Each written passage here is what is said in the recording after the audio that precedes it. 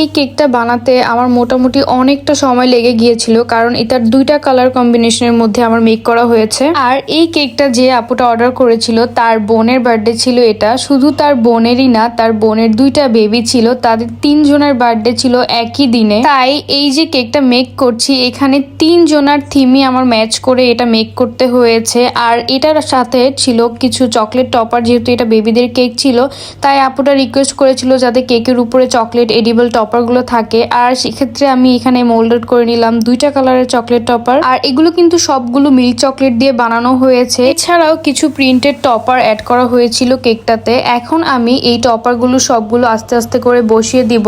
আর এই টপার গুলো কিন্তু অনেক সাবধানে বসাতে হয়েছে আমার, কারণ এখানে অনেকগুলো চকলেট টপার অ্যাড করা হয়েছে। পুরো কেকটাতেই টপার দেওয়া ছিল। যেহেতু মা এবং তার দুই ছেলে মেয়ের বার্থডে একই দিনে ছিল, সেহেতু তাদের তিনজনেরই একটা রেফারেন্স কার্টুন থিম পিকচার আমি কেকে অ্যাড করেছিলাম। আর সেই সাথে দুই পাশে দুইটা কালার অনুযায়ী আমরা টপার ইউজ করেছি।